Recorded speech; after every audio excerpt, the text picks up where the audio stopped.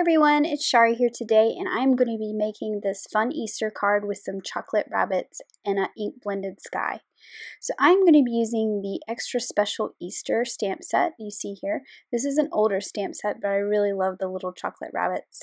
I'm also going to be using the largest of the outside in stitched Easter egg stackables. So I've cut a piece of neenah solar white cardstock with that largest egg that you see there on the right. I'm also going to be using some of the Gotta Have gingham for my background pattern paper. I wanted a nice soft pastel look to this card. So I'm going to pick out the yellow and I'm going to go with the orthogonal print there rather than the diagonal. I'm using the largest of the outside in stitched rectangles, and I like to line that up with my pattern so that it's nice and centered in that rectangle when it's die cut. So I'll just hold that in place with a little bit of washi tape and run it through my die cut machine. And there you see the pattern is nice and centered in that rectangle. When this is layered on a standard A2 size card base, it'll make a nice little border of the card base around the outside. Now to create my chocolate rabbits here, I've got some chocolate bar cardstock, and I'm just going to white emboss these. And I'm actually going to use the smooth side because this cardstock has a textured side as well. So I'm using my anti-static powder tool to remove any static from the paper. I'm going to ink that little rabbit up with some Versamark ink, stamp him down, and then this is lawnfawn white embossing powder that I'm using here.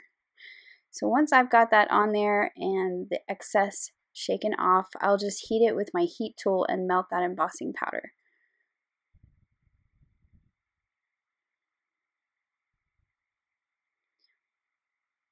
Once he's all embossed, I'm going to use the coordinating die to cut him out. And since I've got some dark cardstock here, I'm just going to use some colored pencil just to color in a couple of the details. So I'm using a pink Prismacolor pencil here. I believe it is blush pink. And I'm just coloring in the color of his ear. And then I've got a yellow one here as well that I'm going to color in the bow.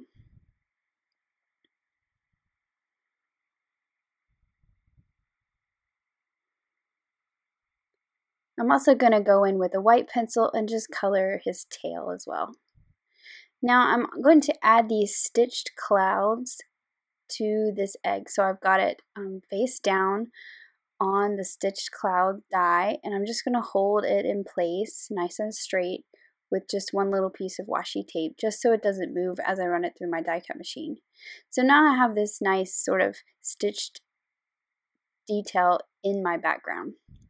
I'm using some Distress Oxide inks to create a blended sky and some little fingertip sponge daubers. I'm using Squeezed Lemonade and Tattered Rose. And I don't need to put any ink at the very bottom because I'm going to cover that up with some paper to create some grass. So I'm not inking all the way to the bottom, but I'm starting with the Squeezed Lemonade towards the bottom of my sky and the Tattered Rose on top.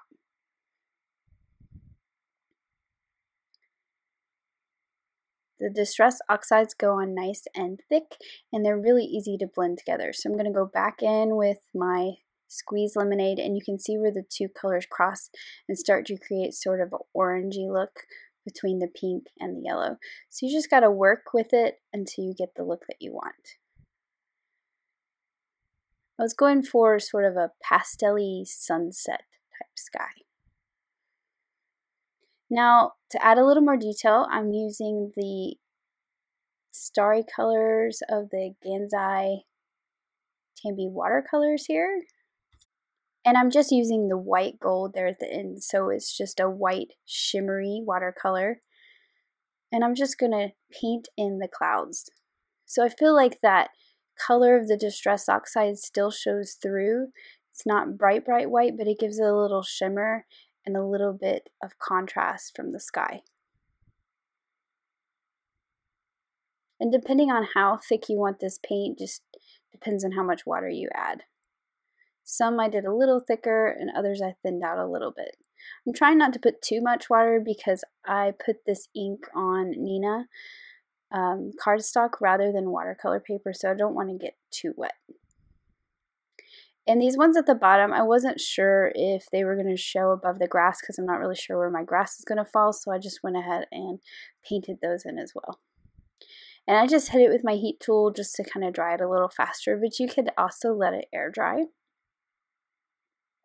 Now for my grass, I've got the green plaid from the Perfectly Plaid Spring paper pad, and I'm just going to cut the bottom of my egg shape. And then I've got the Grassy border die, the straight one. This is the first one, the oldest one that we have, and I'm just going to cut a straight little grass border on here. Now I've got a piece of vanilla malt cardstock, and I'm just going to put this inked up egg on top of it just to give it a little more stability and to make it kind of thick like a chipboard cutout sort of thing. Because I'm going to put this flat on my card base, I'm not going to pop it up, but this will give it a little bit of height just from the thickness of the cardstock. Now I can add my grass, and I'm using the glue tube to do that.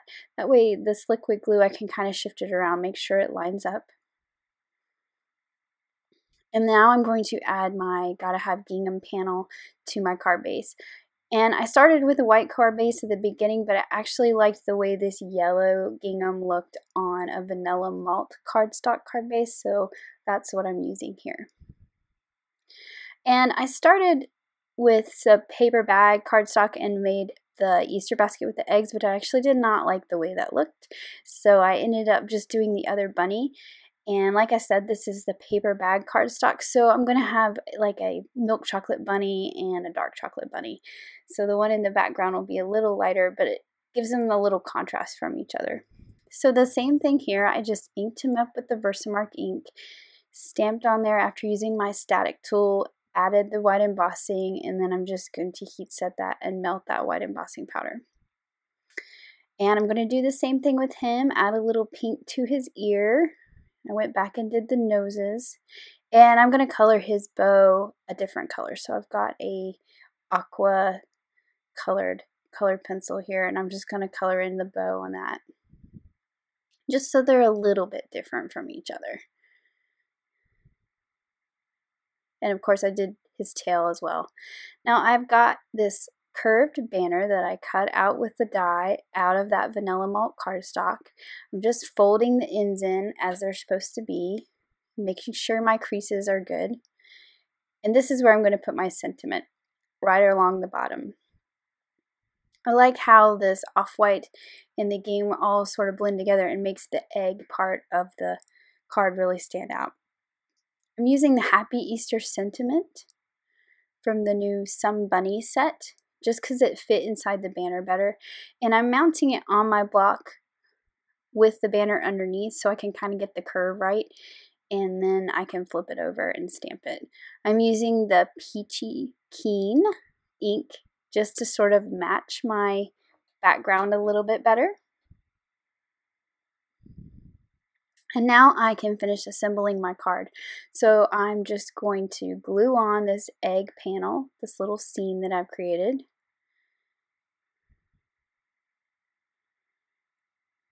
Center that up on my card. And I actually sat a block on it just while I was getting my adhesive on my other things. It did not sit there very long. I'm going to add some thin foam squares to this dark chocolate bunny.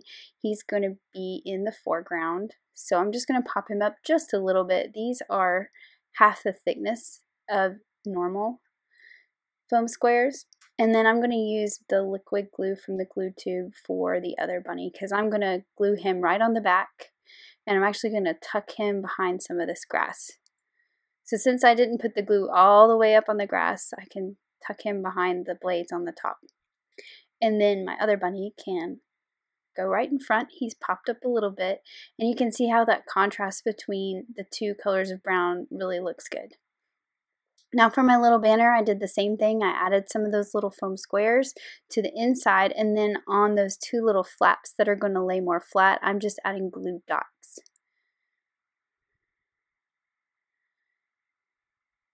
So I'm going to line it up. They're sticking to my fingers. So I'm going to line it up, and I'm going to press down the center first, and then I'm going to take my tweezers and make sure that those little tails are tucked in and get those glue dots stuck down. And there is the finished card. So here's another look. I really like the way that blended background turned out. Thanks for watching. Have an amazing day. Bye.